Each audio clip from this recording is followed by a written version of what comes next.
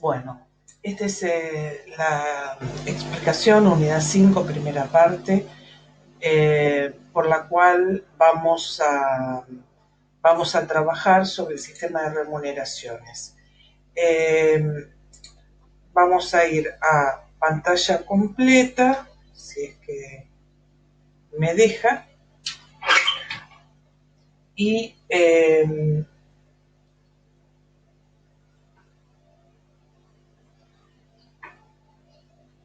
vamos a empezar a trabajar. Este sistema de administración, este sistema de remuneraciones y compensaciones eh, tiene que ver con una función de recursos humanos que está relacionada con otras funciones que es fundamental, que son la función de reclutamiento y selección, desarrollo de carrera, evaluación de desempeño, análisis y descripción de puestos, como ustedes ya han visto, y que el origen de esta función está en el mismo, en la misma contratación. Cuando se contrata personal, que sería parte de este reclutamiento y selección, ¿sí? Esa contratación implica el pago de una remuneración por poner a servicio de una organización la fuerza de trabajo. La remuneración, bueno, obviamente nosotros la tenemos que entender dentro de un contexto organizacional y desde la organización y desde su contexto externo, legal, donde está el mercado de trabajo, la relación entre los individuos y las organizaciones, y hacia adentro con la cultura, los valores, la situación económica y financiera de cada organización. Cuando nosotros hablamos de compensaciones, hablamos en realidad de tres subsistemas. Uno es el de administración de las remuneraciones, otro es el de compensaciones y beneficios, y finalmente la liquidación de sueldos. ¿Por qué la liquidación de sueldos? Porque desde esa manera vamos a entender más gráficamente cómo las organizaciones son agentes de retención para otros sistemas, como el de seguridad social o las obras sociales, que es parte del sistema de salud, pero que a su vez es importante desde el punto de vista contable. Nosotros no nos vamos a detener en ese aspecto. Algunas definiciones de concepto de remuneraciones, estas definiciones varían porque tienen objetivos diferentes. La primera definición es una definición general de lo que es una remuneración, es una percepción financiera de servicios o beneficios tangibles, ¿sí? Eh, Después tenemos una definición según Chavenato, después tenemos la otra definición según Chavenato, es una definición de recursos humanos. Tenemos una de la ley de contrato de trabajo que habla de una remuneración en relación a la normativa y aparece un concepto que es el salario mínimo vital y móvil, que es un salario establecido por política del Poder Ejecutivo, por ley, que se acuerda con los sindicatos y que implica una remuneración básica mínima que no se puede, de la cual ningún trabajador de ningún sector puede percibir. En realidad es una remuneración que tiene importancia no tanto en los efectos de las relaciones laborales, pero sí de otros sistemas, el sistema de seguridad social o otros sistemas que tienen que ver también con, sí, en general con la seguridad social. Bueno, y finalmente tenemos una definición que está más relacionada con la relación entre las organizaciones y el sistema impositivo y en esto en relación a la FIP. Bueno, las remuneraciones, la administración de las remuneraciones tiene que ver con los procesos internos que deben desarrollarse al interior de recursos humanos para poder dar respuesta a todo el sistema de remuneraciones y a los trabajadores. Y esto implica una compensación estratégica, implica determinación de las remuneraciones, políticas salariales y varias herramientas que vamos a tener en cuenta que son importantes a la hora de hablar de remuneraciones. ¿Qué es específicamente la compensación estratégica? Bueno, cuando hablamos de compensación estratégica, estamos hablando de este sistema de sostener la competitividad, de apuntar a la justicia y a la equidad. ¿Qué significa esto de apuntar a la justicia y a la equidad? Todo el sistema de remuneración debe respetar dos principios. El principio de equidad interna, que hace referencia a comparar funciones dentro de las organizaciones en los distintos puestos de trabajo y entender que a funciones similares debe haber asignaciones y contribuciones similares. Por el otro lado, tenemos un principio de justicia que implica respetar las diferencias entre los puestos de trabajo y por lo tanto esas diferencias van a implicar también una diferencia salarial entre cargos de mayor jerarquía o mayor responsabilidad y otros que no lo son.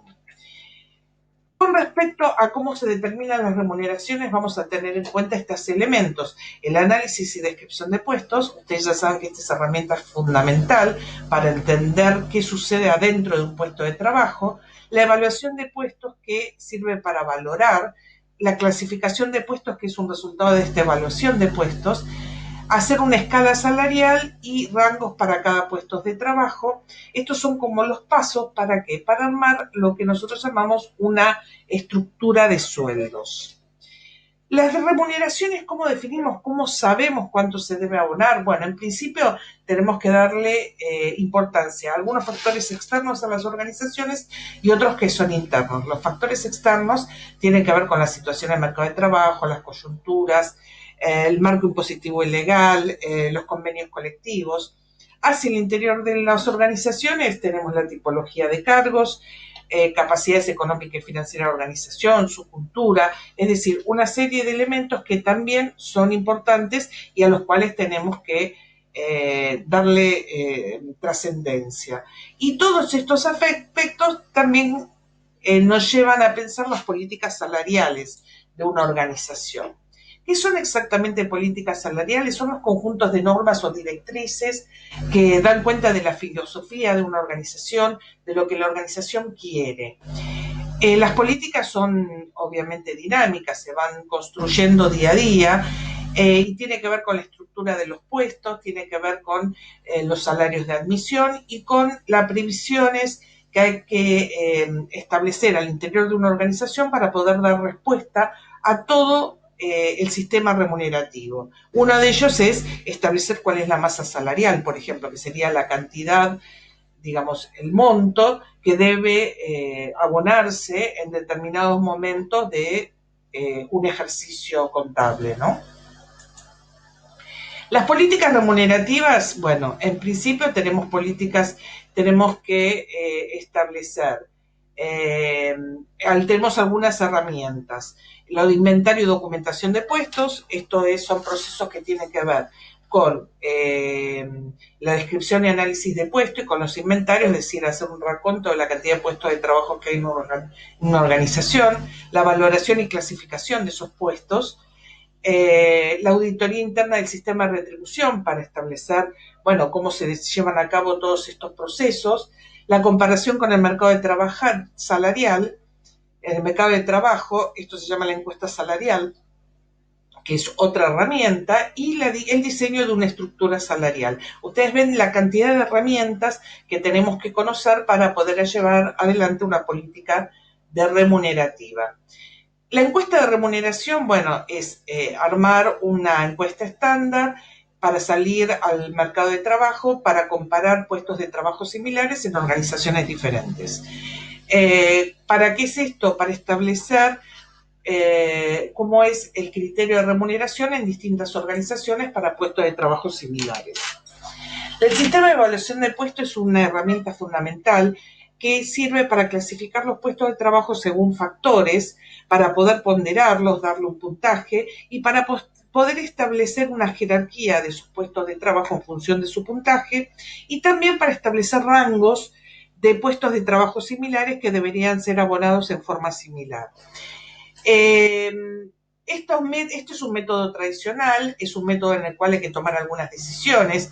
Por ejemplo, en el sistema de puntos, que sería este que acabo de explicar, lo que hay que hacer es establecer primero los factores que parecen importantes a la hora de analizar los puestos. Estos factores podrían ser requisitos intelectuales, físicos, responsabilidades, condiciones de trabajo.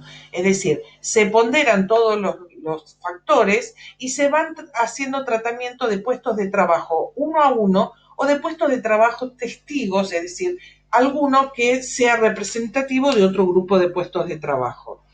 La idea de esta comparación y puntaje es que lleguemos a este punto, donde los puestos de trabajo, que por ejemplo este es un puesto de trabajo testigo, el de cocinero, ¿sí? Yo lo voy comparando, le voy ponderando por distintos factores y voy obteniendo un puntaje.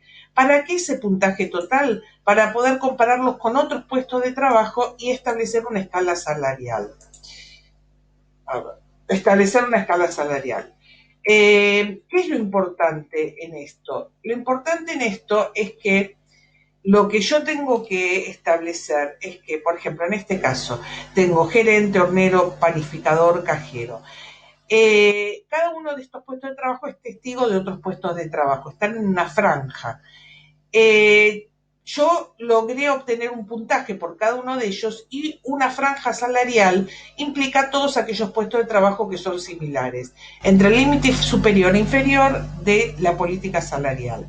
¿Para qué me permite esto? En principio lo que me permite son dos cosas. Por un lado, que los puestos de trabajo similares yo los establezco dentro de una franja salarial, con lo cual estoy respetando la equidad. Y por el otro lado también respeto las diferencias en función de los puntajes y las bandas que corresponden a cada uno de los puestos. Bien, eso es con respecto a la administración de los salarios. Por el otro lado, tenemos algunos componentes que tenemos que saber de lo que implica la liquidación salarial o de sueldos. En principio hay algunos elementos que ustedes conocen. Por ejemplo, que es una compensación neta, que es lo que recibe un trabajador de salario de bolsillo, se le llama, ¿sí? Que es evidente, es la cantidad de dinero o cantidad de dinero o bienes con los cuales cuenta ese trabajador. Las retenciones, que son todos los retenciones que se le hace al trabajador de su salario para la seguridad social y otros como pueden ser las obras sociales, el sindicato, sostener el sistema de obras sociales o de seguridad social. Los aportes que lo realiza el empleador para el mismo fin que las retenciones, la remuneración fija, que es la que indica la normativa o los convenios colectivos de trabajo, las remuneraciones variables, que son las que están sujetos a eventos, desempeños o cuestiones personales del trabajador, que son valorables en un convenio o en una organización. Por ejemplo, el pago por título, ¿sí? Y los beneficios no remunerativos, que son aquellos que no se cuentan a la hora de establecer indemnizaciones o para las retenciones o aportes.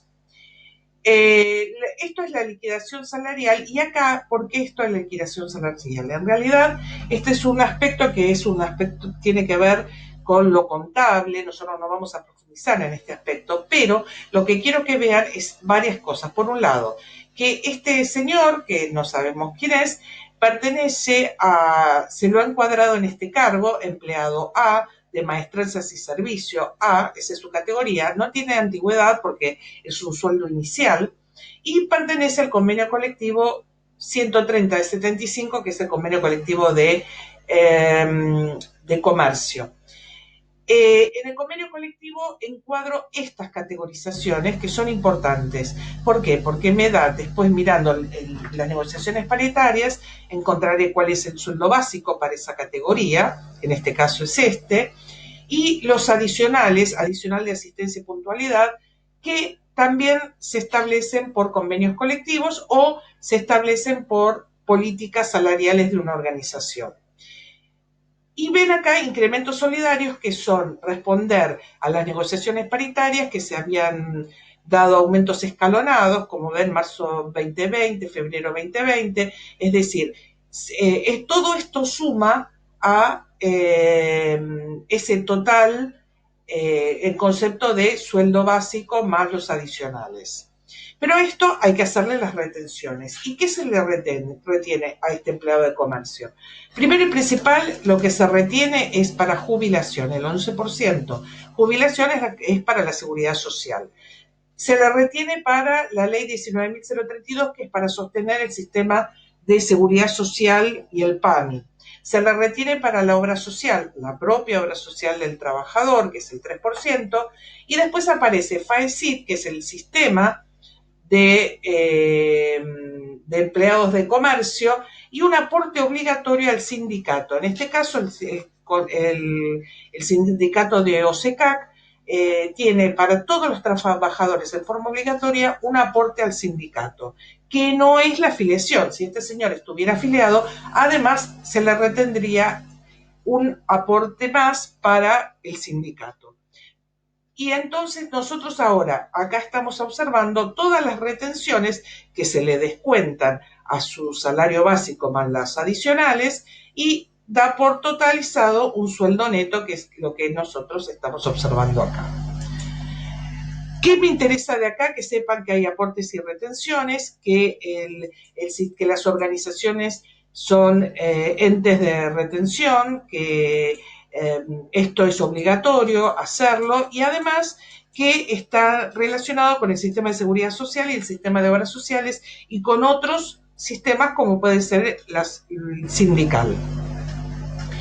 Estos tipos de remuneraciones, bueno, en definitiva, los tipos de remuneraciones que nosotros estamos viendo acá, es un repaso para que ustedes vean que hay distintas maneras de abonar, hay distinta movilidad que tiene la remuneración, por aumento, por ascenso, por disminución. A veces se puede disminuir los salarios siempre y cuando sea con acuerdo de los sindicatos, que se presume onerosa, es decir, que no se trabaja gratuito, de vengada, una vez que se trabajó recién se puede remunerar. Bueno, algunos principios, intransferible, proporcional, inembargable, que esto lo deben haber visto en Derecho 3, si no tienen ahí para profundizarlo y en los libros, que se puede abonar por resultado o por unidad de tiempo, en dinero, en especies y que puede ser fijo o variable.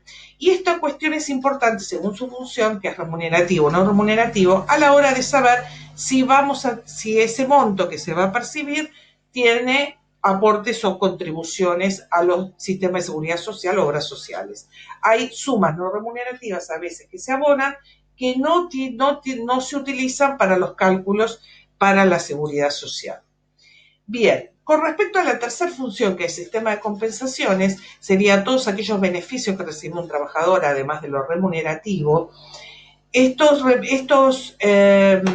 se clasifican también según sea el puesto de trabajo y según se valore ese puesto de trabajo en una organización. Esto también forma parte de las políticas remunerativas y es todo aquello que el trabajador se beneficia. Los beneficios pueden ser desde una flexibilidad horaria, por ejemplo, en determinado momento, o también plan de prepagas, ayudas económicas, capacitaciones, centros vacacionales, comedores en planta, transporte subsidiado, estacionamiento privado, es decir, una serie de beneficios que es importante para la organización y para el empleado. Para la organización, porque mejoran el clima laboral, porque disminuyen la rotación de puestos, porque evitan el ausentismo, disminuyen los conflictos. Ustedes vean que hay una serie de ventajas.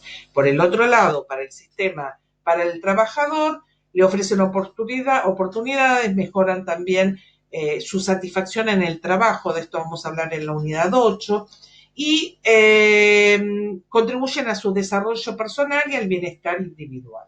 Bien, hasta acá la primera parte de remuneraciones que es importante que tengamos en cuenta, y esto se complementa con una segunda parte de seguridad e higiene y una tercera parte